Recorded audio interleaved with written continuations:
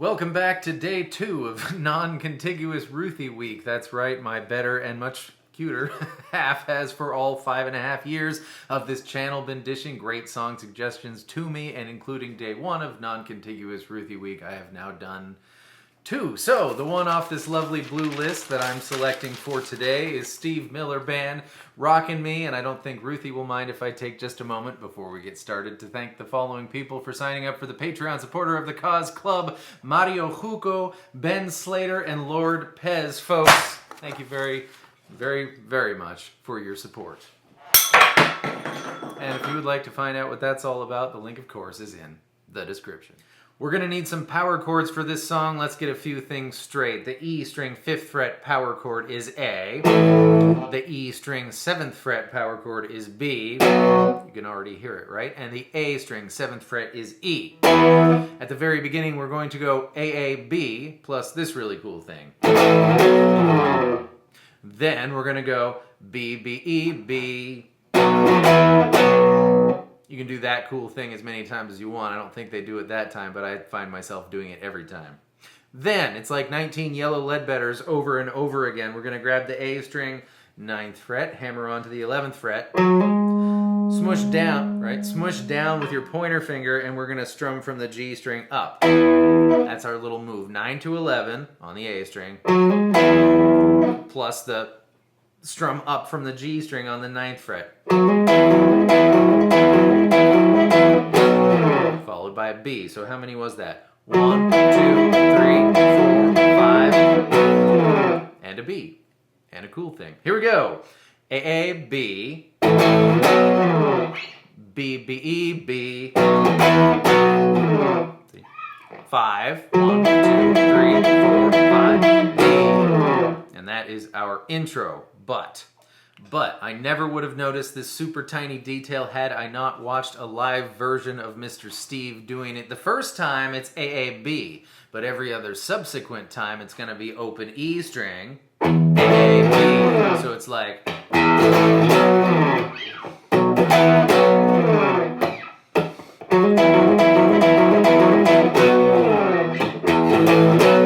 That open E string is in there. Listen for it. It's there.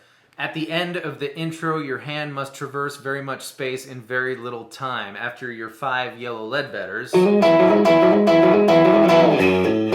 you have to get all the way down to the E string 2nd fret, and you're going to go E string, 2, 5, A string, 2, 5, open 2, 2, 5, 2, 5, open 2. You could do it like this. E string 2, A open 2, D open, A open 2. There's lots of stuff ringing out there, and you have to kind of keep control of it, so that is not my preferred method. If you like it, go right ahead. 2, open 2, open, open 2. Also, you're denying yourself the ability to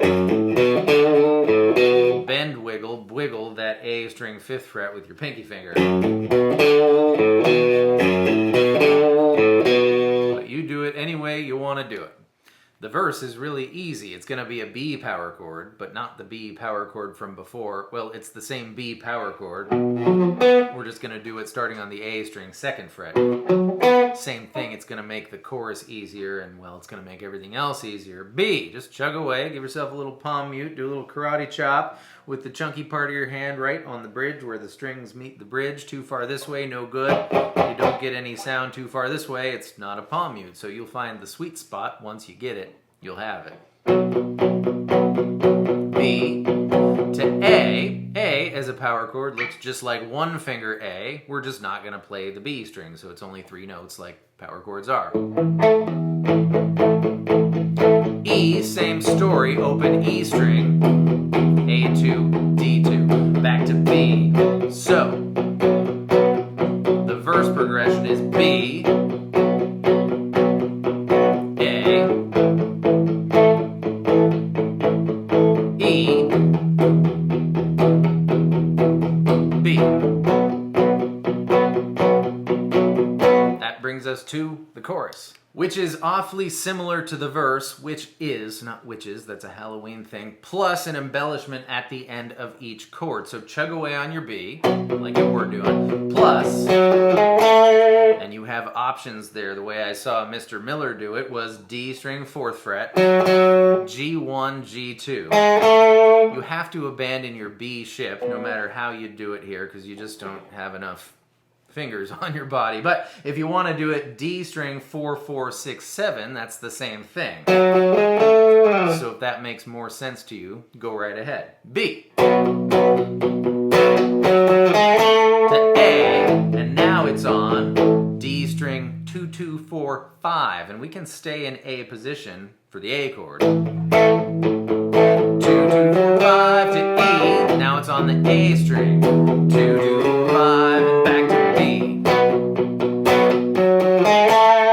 just let that last note hang. I don't know if they do the following thing in the song, but I really like it, so I'm going to do it personally, and I'm going to show you. You can decide to do it or not, but if we add the cowboy thing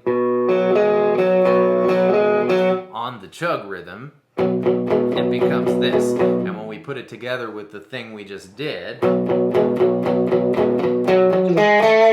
it's a little trickier on the B chord because you got to have pointer finger on A2, but now use middle finger on D4 so your pinky finger can reach all the way up to D6. Off, on, embellishment. On the A chord, it's a little easier because it's just the D string 2 and 4. Same thing on the E chord, but on the A string, of course.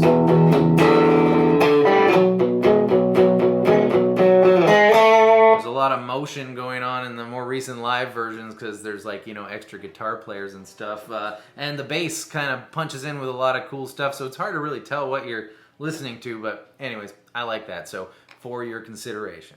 And I do believe that is all there is to say about that. Thank you so very much for being here. I hope that was fun and helpful, and I will see you next time with more stuff. Goodbye.